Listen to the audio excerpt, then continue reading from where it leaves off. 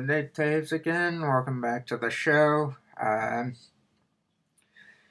This is Time is Everything. Um, Moviecase, possibly, or Untitled. Um, it just Time is Everything. If I sound discombobulated, there's a reason for it. Um, Pretty much since last summer, 2013, my parents and I have been looking at houses uh, to move to, and my parents finally settled on wanting to move to New Hampshire, and now we're in the process of buying the house that we want in, or they want, I should say, in New Hampshire.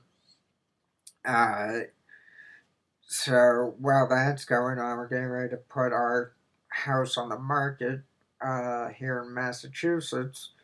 And so uh, we've had to all work on getting rid of stuff, cleaning stuff up to get ready to put the house on the market.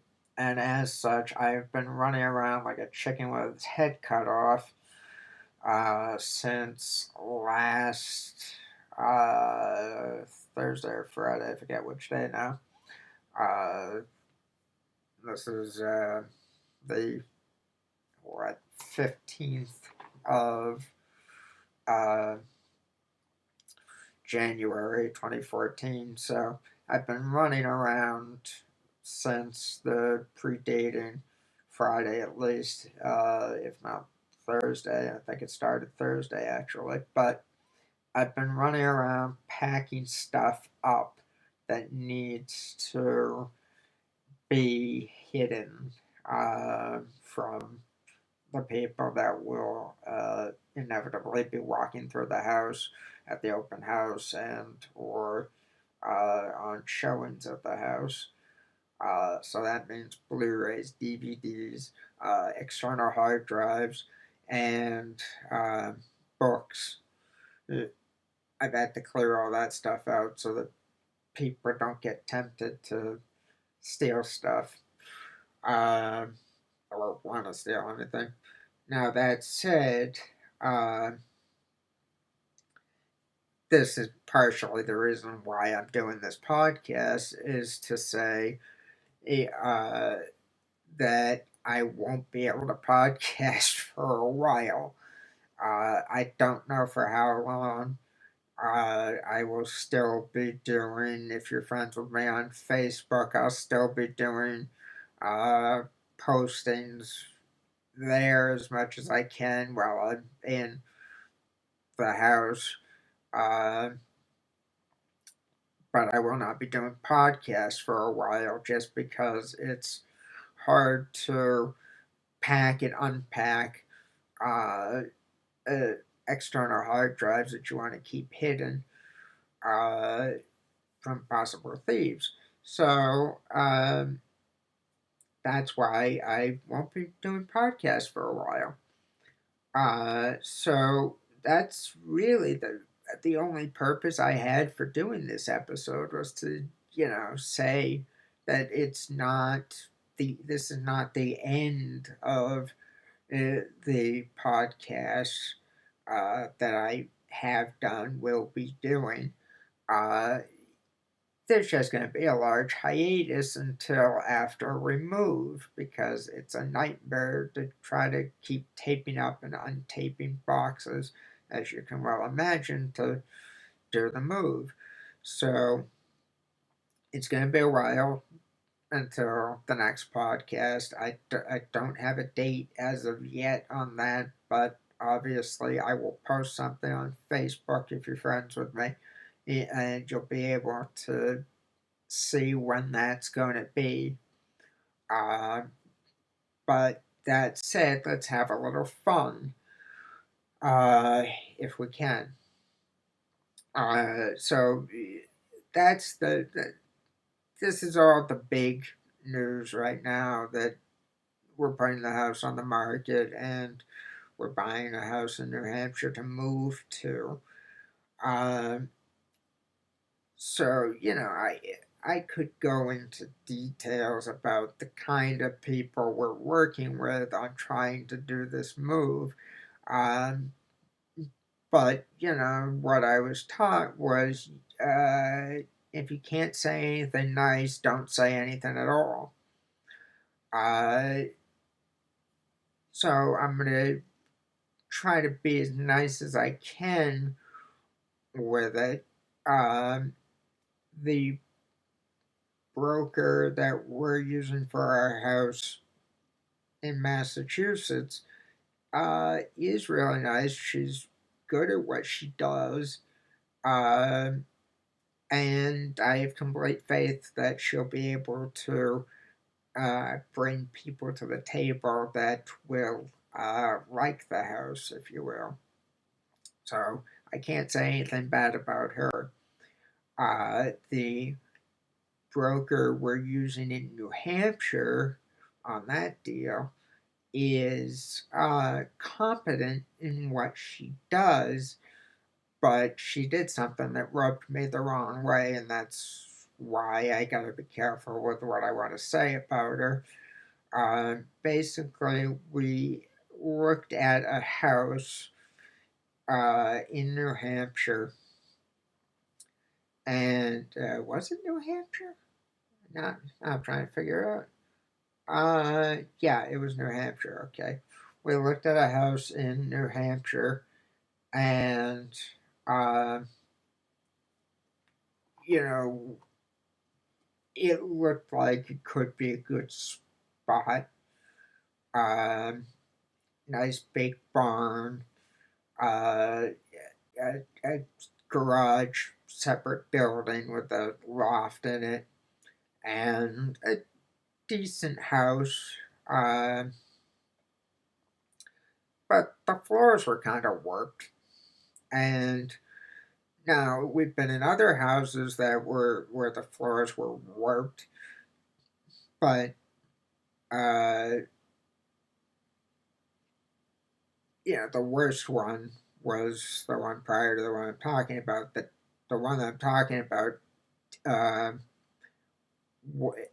was pretty bad. I mean, I was leaning in the direction of the way that the floors were slanted, and that was sometimes slanted to the right, sometimes slanted to the left, other times slanted towards the center of the room on either side, or from all sides of the room. Other times it was um, perfectly level in some areas. So it, it was, it was okay, or so we thought.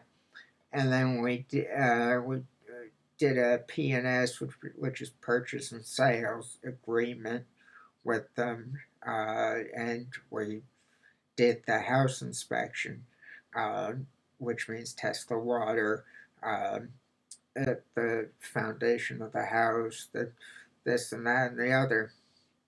And long story short on this, well, right now for me to be saying that, but long story short on this thing is that uh, there was severe structural damage to each building that was on that property. So much so, and this is from termites and various other bugs, uh, there was so much structural damage that you know you you park a car in the garage could collapse.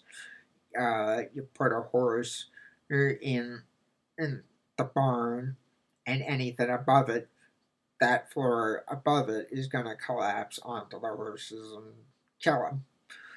Uh, and the house could just split at any time.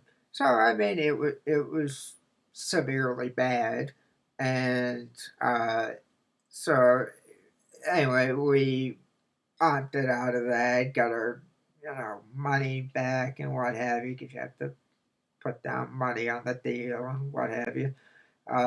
So we did that successfully, but before we successfully pulled the plug on that deal. The broker that we are currently using in New Hampshire, uh,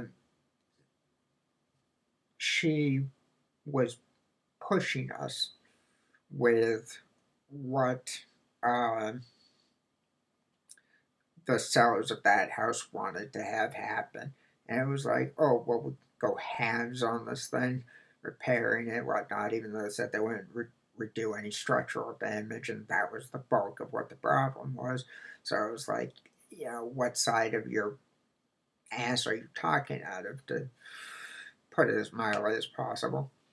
Uh, hey, so anyway, she was pushing us to do something to make that deal work. And it's like, who are you working for? Are you working for them or are you working for us? Because I'm pretty sure we were the ones that signed the contract with you that said you're going to be our broker for this deal. Uh, so I carry a little bit of a chip on my shoulder about this woman, and so uh, that deal fell through, as I said. And we looked at another couple, I think, and then we wound up on this one. Another couple on the internet. We didn't actually go look at them, but then uh, that broker that we're using contacted us and said, "There's this house that's about to be put on the market, uh, but I can get you in to look at it." So my parents said, "Sure, that would be great." So we went and looked at it, and the basic summary is that my parents liked it and chose that as the house that we're gonna move to. Uh, and that's why I'm in the predicament that I'm in now, uh, of trying to keep things clear and uh, pack everything up that I can. Uh, the computers and the whatnots, so that people don't steal them. Now I'm hoping that this thing's going to be not painful, and we'll get a buyer that will work, as far as we're concerned, for selling this house sooner than later, so I can get back to podcasting and writing and what have you. Um, So basically, the extent of what I'll be doing for the next few months while this stuff goes on is mostly reading and watching movies. So that's kind of where things sit right now and why I'm doing this podcast. Uh, so that's the latest stuff on the house and where my family's at in terms of things. My dad is back at work. He has been since the Monday after New Year's. Uh, and he's got some travel stuff coming up, but nothing's going to kill us, I don't think. Uh, so, I mean, it's going to be an interesting time here. Um, there's a couple of other things I'm going to talk about here that I think are worth noting. One of them is about screenwriting. The other one is about my dad's annual fishing trip. Now, my dad's annual fishing trip to Florida is coming up soon. He goes with my godfather um, to Big Lake Toho in Florida, and they fish for a few days, and it's usually like a Wednesday through a Saturday or Sunday, and they come back uh, whatever the last day is. But my godfather goes down for like a week and change, and my dad just goes from like a Wednesday to the day that my godfather flies back. So that's what we've got going on, is that's coming up. Now, the reason why I bring this up is that the guide that my dad and my godfather have been using for several years uh, died. Uh, Apparently in his sleep, is what I hear. Died in his sleep um, last year. Uh, uh, 2013. So they've engaged his son to guide them around the lake on a boat.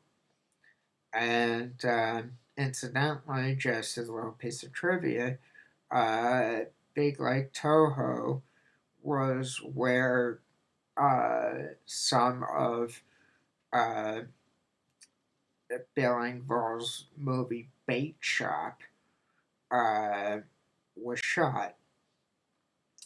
Uh, it's a fun little movie, and not hysterical, but there's enough moments where you laugh that it's like, okay, this is it's funny, it's entertaining, it serves its purpose, and you can't quibble with the writing, the producing, the directing, or anything. It's just a good movie. Not an Academy Award winner, obviously, but it was good. Uh, anyway, that's where it was shot. Some of it, the same place where my godfather and my dad go fishing every year. So that's excuse me. So that was kind of interesting to me.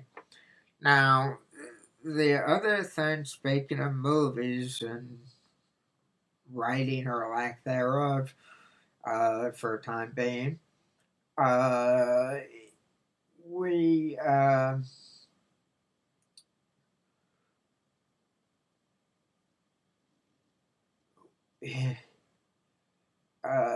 we, being my parents and I, have been talking about what to do with getting me back into writing, because I don't write every day, though I should. And I try to do as much as possible, be it an email, be it notes on something that I want to talk about on a podcast or whatever. I've done okay job, I think, getting some writing done in one regard or another, but it's never always screenwriting. And uh, so, what I wanted to talk about is on one of the last podcasts that I did in this series,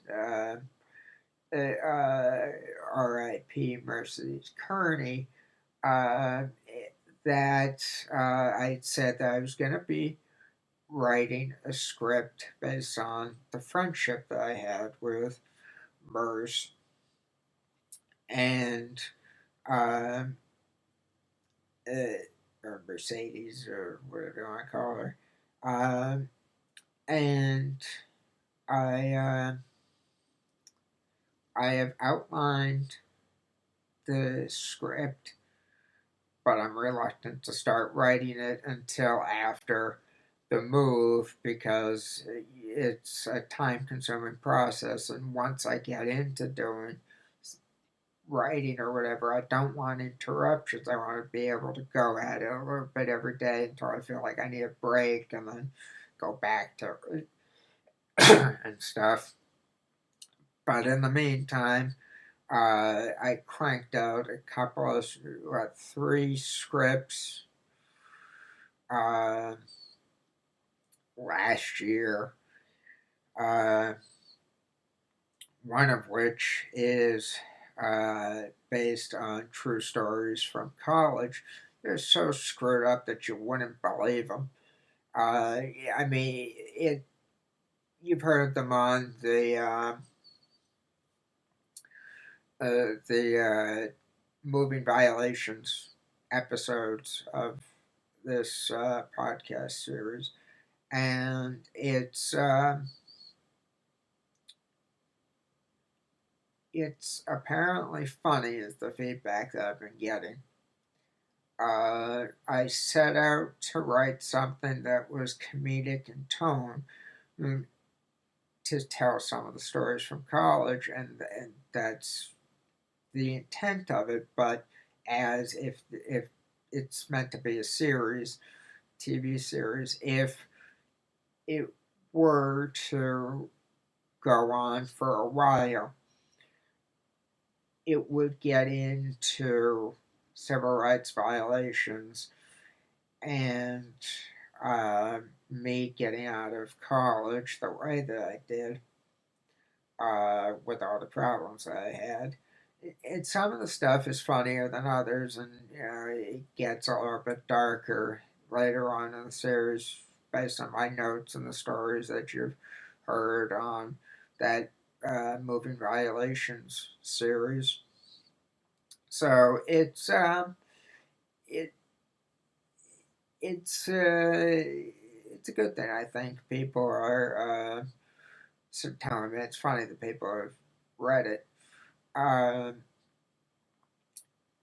uh, some of it looks like it was like set up, or I created something in my mind, but I really didn't. It all happened.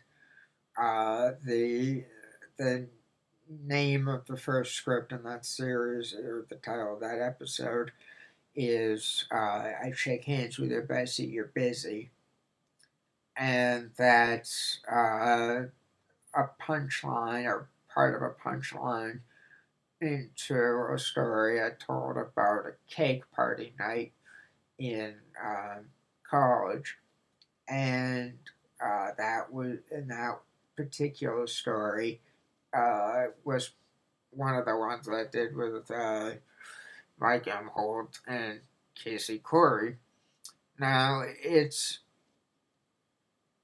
vulgar in nature, so at best this would be like a 9 or 10 o'clock at night show on HBO or Stars or Showtime or whatever, uh, just because it's so freaking crazy, and filled with sex. Uh, but anyway, it's a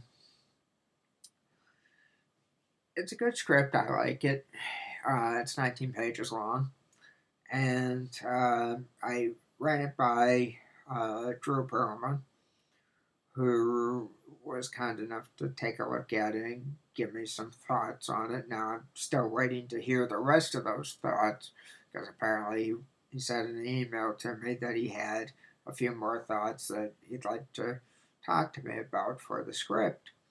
And I am very open to hearing those, I told him. And I'm not being facetious. I really do want to hear people's feedback on this that I've shown the script to, because I want to see, does it, does it paint the same picture in your head as if I tell you the story? Uh, is it funny? Does it become serious at all to various people? And the feedback I've gotten so far is that it's humorous, and that to a couple of people, it painted a more vivid picture of just what that scene looked like the night of the kegger. And they say it's much more vivid than when you tell the story. And I think the reason for that is that in telling the story verbally, you just say there's beer all over the place, the floor was sticky, my feet stuck to the floor, it was in the bathtub, it was on the walls, on the floor, just a mess. That's the way that you put it. I put it verbally, but uh, in the writing, you have to be specific if you want to show stuff what is there. And so I've made it a point of uh, noting how much beer was all over the place where it could be seen that obviously didn't belong and what have you. So I mean, it's a good, vivid script from what I hear, and I guess Drew Perlman's favorite moment was a conversation that I had with my parents about um, Casey, and the names have been changed to protect the guilty and sometimes the innocent. Uh, but it's interesting. I'll say that it's interesting. Uh, so that's the series that I've been working on. I've got notes for other episodes. The next episode in the series is going to be uh, talking about the first year of college. I think the next episode after that might be another story from the first year of college because there's only like three groups of stories to be had from the first year of college, and I think that can be portrayed in uh, 1 to 3 episodes. Uh, so that might be worth noting. And, uh, and then do the rest of the series as it happened the second year, and then change it over to the third year, the fourth year, and stuff because it's crazy. But anyway, it's good. I like it. I think people will like it. I hope uh, that something will come of this because it's partially therapy for me and also partially um, revenge and just partially entertainment. And if I can get all of those things out of a series of scripts, they're easy to write. They only take me about a month to crank out. That includes revisions. Uh, that'd be good. So we'll see what happens. I think I can do 2 a month actually. But anyway, that's where that sits. So that's the writing stuff. And as I say, I'd like to be able to get back to that, but I don't want to do it uh, while we have the house on the market. So I got to figure out some stuff to do with that. Uh, and I'll get to it. I'm not too worried I'll get to it, but it's one of those. Uh, it's going to take a while. Same thing with the script about my friend uh, Verse. That script, incidentally, is going to be fragmented stories being told from me either on stage or doing a podcast about Merce. And there will be more podcasts coming this year about Merce, specifically on her birthday. And uh, on the anniversary of her untimely passing. Um, so it's it's interesting. We'll see what happens. Uh, Aside from that, I've been doing some movie watching. Uh, I what did I see? I saw The Hobbit, The Desolation of Schmog, or however you pronounce it, Schmog, or whatever the hell. I can't get it. the Hobbit Part Two basically is what I'm getting at. I saw that in December. I also saw Grudge Match, uh, it, Saving Mr. Banks, and The Wolf of Wall Street. I saw in January, and um, uh, what was the other one? The Book Thief. I saw those between last end of last year and this year, and I obviously saw the Hunger Games in November and Las Vegas in November of 2013. And I like them. They're good. I can't wait to see them again on video whenever they get released. I've already pre-ordered Wolf of Wall Street. I pre-ordered um, Saving Mr. Banks. I pre-ordered uh, uh, uh, a couple of others. Uh, Book Thief. I'm waiting for The Hobbit and the uh, movie Grudge Match to have the pre-orders up for those in order to grab those. I pre-ordered a bunch of stuff that I'm looking forward to getting and watching again, or for the first time in some cases. So I've done a lot of movie watching, and uh, oh, American Hustle was another one I saw in December. Now I got to say this: uh, it, American Hustle, um, I think, is going to be nominated at the Oscars for Best Picture, uh, Best Actress, and uh, Best Supporting Actress, at least. Uh, I also think that The Wolf of Wall Street will be nominated for Best Actor, Best Director, and Best Picture. And David O. Russell will probably get Director or nomination for I almost said Silver Linings Playbook, American Hustle. And let's see what else. Grudge Match is not going to be an Oscar contender, but it was a good movie.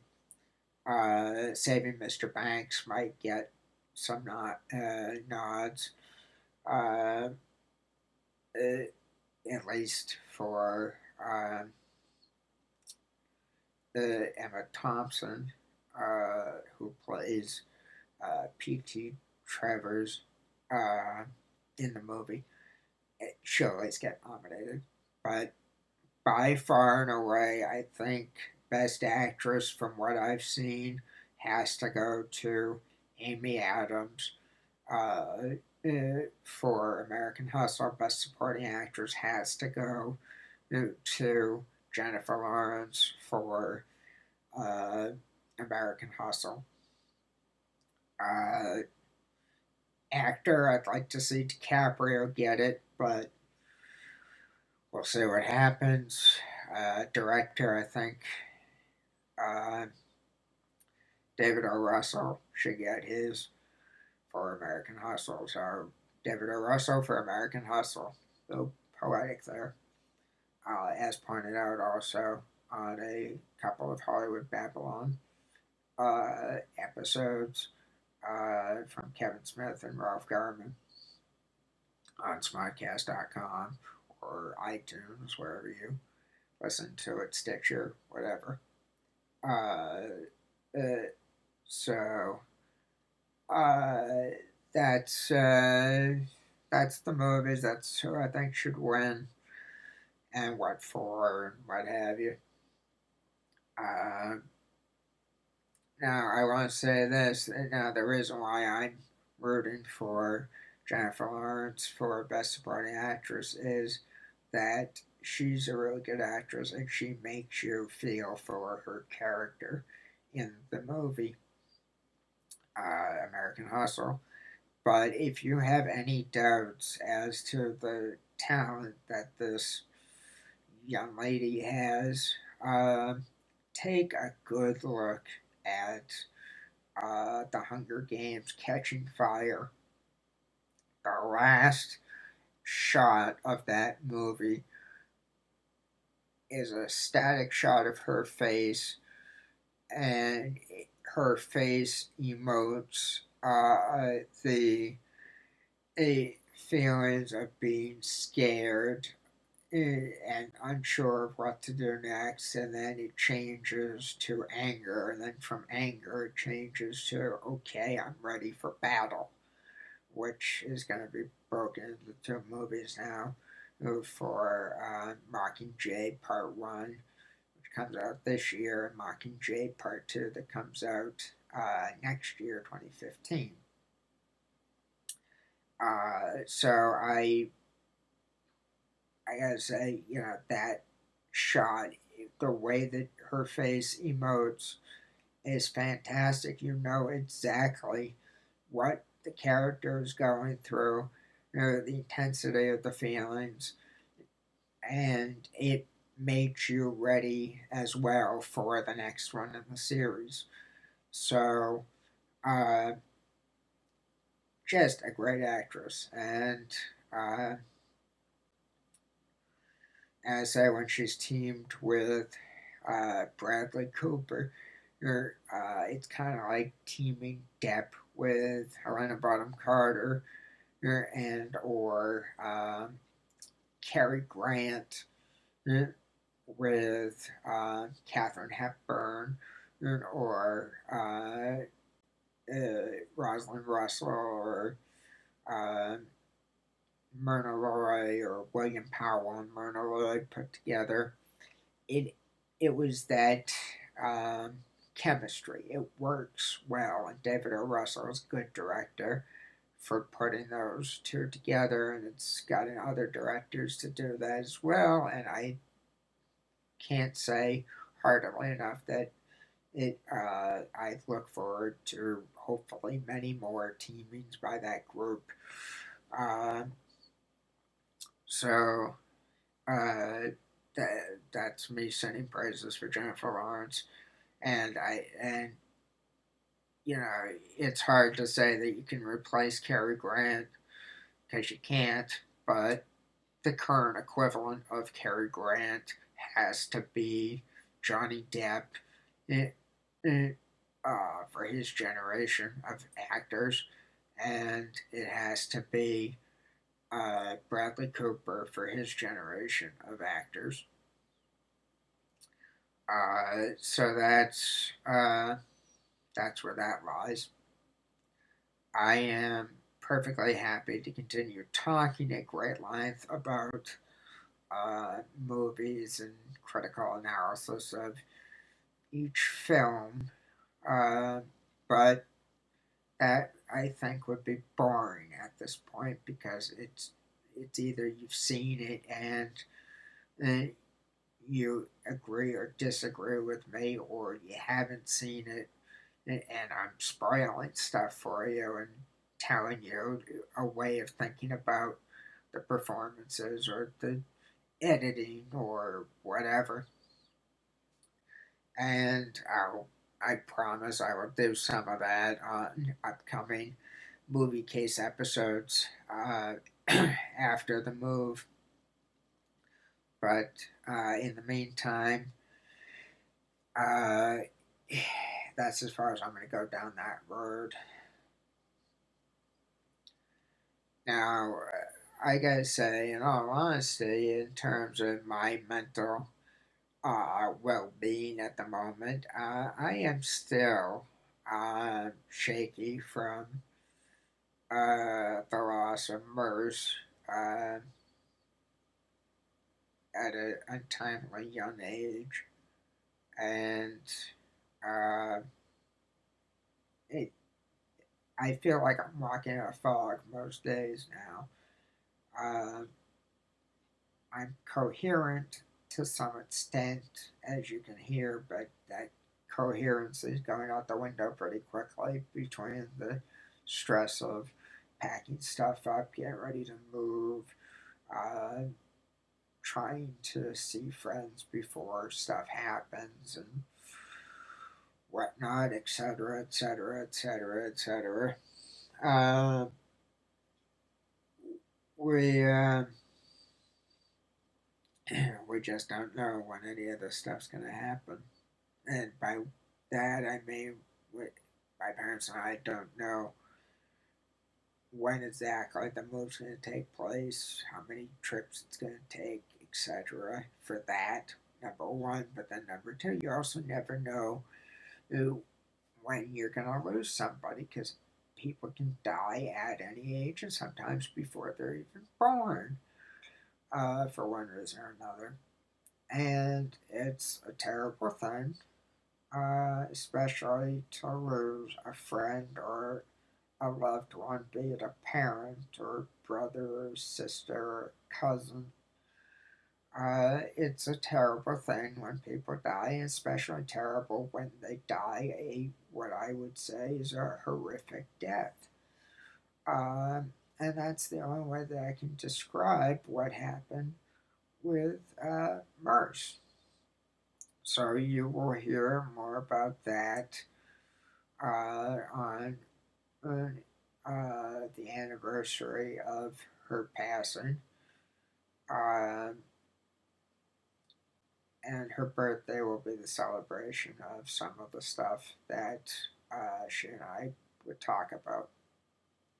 So I'm hoping that you, the listeners, will sit through this and enjoy it.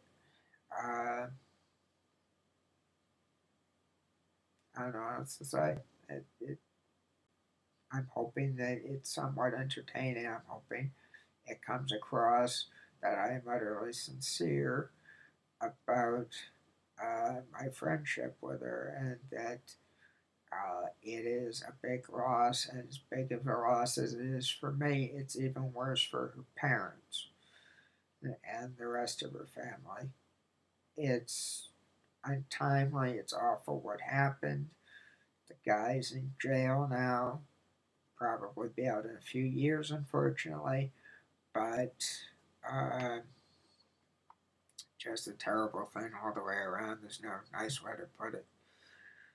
Uh, just so we don't end on a depressing note here, I'm going to be watching James Gandolfini's one of his last movies with Julia Louis-Dreyfus. Enough said. I'm going to be watching that tonight, and I can guarantee you I am going to like it. There's no way that I'm not going to like it because of that cast and because of the story.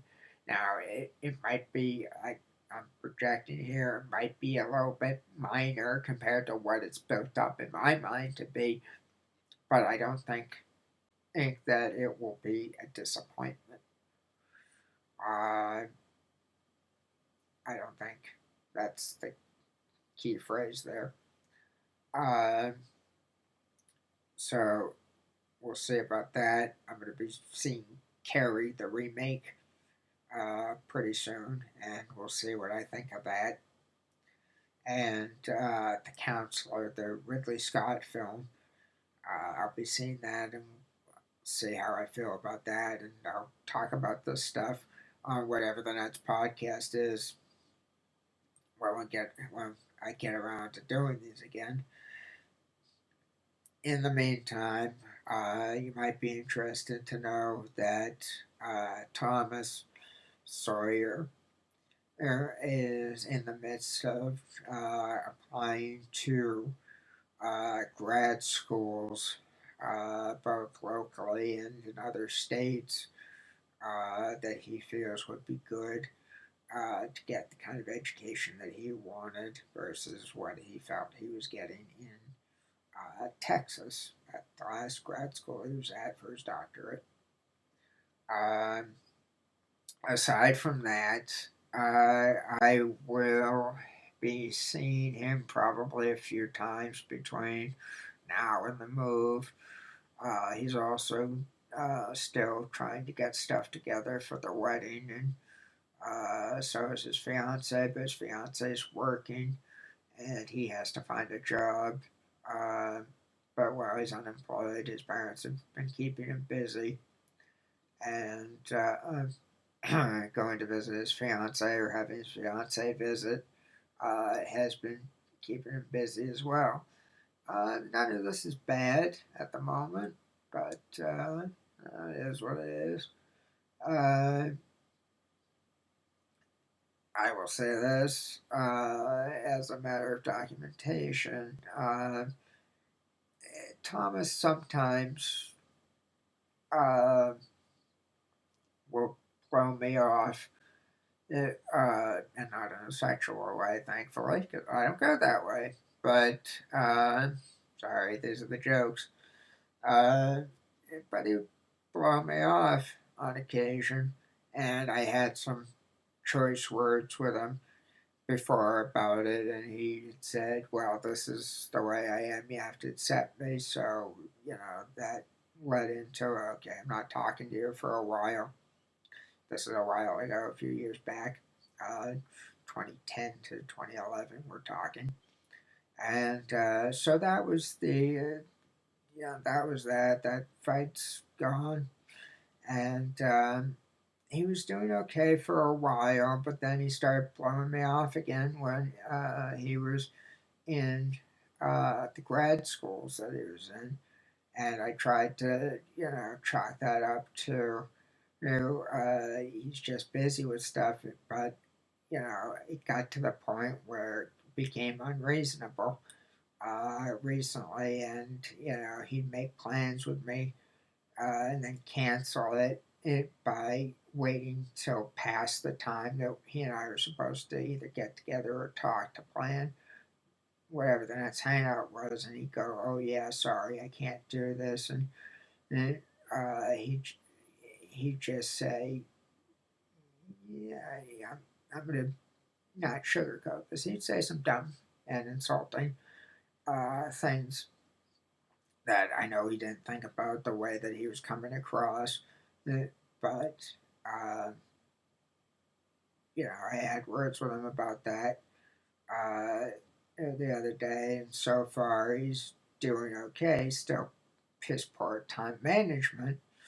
And my example of that is when I went to go see Wolf of Wall Street with him.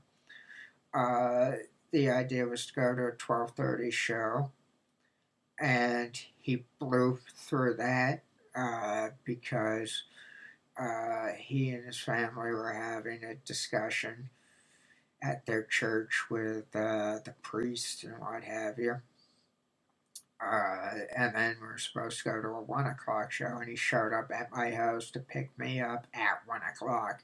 So we just barely made it to the movie in terms of when it started. So we were like a minute or two into it. So I haven't seen the first 2 minutes of Wolf of Wall Street, though I don't think I missed very much. But anyway, it was cutting it down to the wire.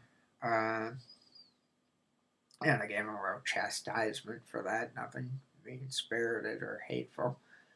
Uh, but anyway, long story short, there's a problem. It's been corrected for now, and now it's just a nightmare trying to schedule stuff with him because he's busy and things take him a while for some reason that would otherwise, take a little less time for me.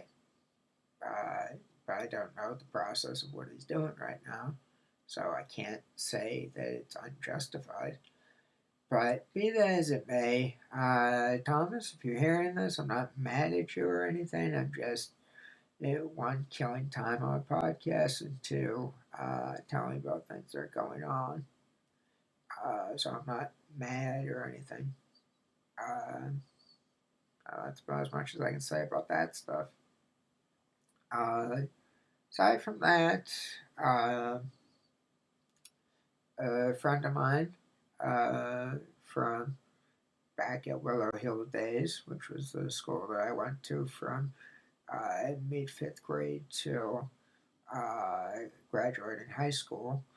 Uh, a friend of mine from back in the day there is pregnant with her first kid, and somebody else I know uh, has had a couple of kids uh, uh, from there, and somebody else has had a kid, uh, and that kid is 6 months old now. So that 6 month old is going to have a companion to play with uh, come when my friend is due. Uh, so anyway, it's interesting times. Interesting times. I can't say anything bad about either of the friends. I think that I guess one of them considers me an acquaintance technically, but I I can't say anything bad about them. You know, they're good people. Uh, Interesting predicaments they wound up in, but they're good people. Um, so there's that stuff, and I think it's worth noting uh, that I will be running around like a chicken with my head cut off. So my apologies to anybody that listens to these or looks forward to these. That there will not be another episode for a while. But believe me, as soon as I possibly can, I'm going to get right back to it and tell the story of the nightmare of the move and the selling of the house and what have you. Uh, I'd also like it noted for the record, and this is what I'll leave you with, is something funny. I am reading the Laurie R. King series of Mary Russell novels, which is the Beekeeper's Apprentice series, basically. Mary Russell and Sherlock Holmes. Mary Russell being a youth that Holmes in his old age on the Sussex Downs, uh, mentored and eventually married, and they solve cases together. It's very interesting. Uh, that I'm reading right now. I'm on book 4 at the time of this recording, and they are really good books. Now, this is where it gets funny. Is I like to mess with people a little bit. When for open houses, I couldn't really do it when they had the house on the market. Initially, while I was in college, I couldn't mess with people, But now I can mess with people, and it's funny stuff. It's funny. I like it. Uh, I have a wire rack in my room where I keep uh, DVDs or Blu-rays usually, but because I want to remove temptation of stealing stuff, I have been taking uh, CDs, books, etc., and stuff, and putting them up in the attic. Well, I want to leave out the book series so I can just kind of keep going from one to the next, one to the next until I'm done with the thing. So I've been putting aside these books. So I put them aside. I put a few other ones in my room that I've read, like the Rat Pack Mystery series by Robert J. Rendizzi. Um, I put those in my room. I put the Mary Russell series in my room. I put a few Nicholas Sparks in my room. Now, what's going to be funny about this is that my room is clearly a guy's room based on the posters that I have in here of Gold Diggers, The Secret of Bear Mountain. Um, Two beautiful women on that one. Uh, my name's Nathan. I've got stuff in here, or Nate as I go by for the show purposes. But there's stuff in here that has my name on it and pictures of me and stuff. So they'll say that's guys' room. Now, what's funny about this is that Laurie R. King's books are feminist in nature, and you don't usually find guys, at least not in my experience, you don't usually find guys reading feminist type books. But I am, because they are essentially mysteries involving Sherlock Holmes, but they're also feminists. I can't escape that.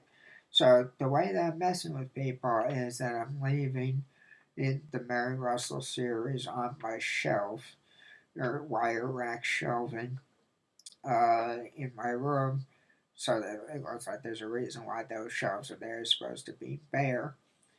And so I am going to be laughing my ass off knowing that people are going to be seeing that this is a guy's room and that there's feminist books in the room. So that just makes me smile at the thought of it. And I can't wait to hear about the showings and the open house when people make comments about it. Because one of the things that always comes up in comments is, oh, so is reading this or that.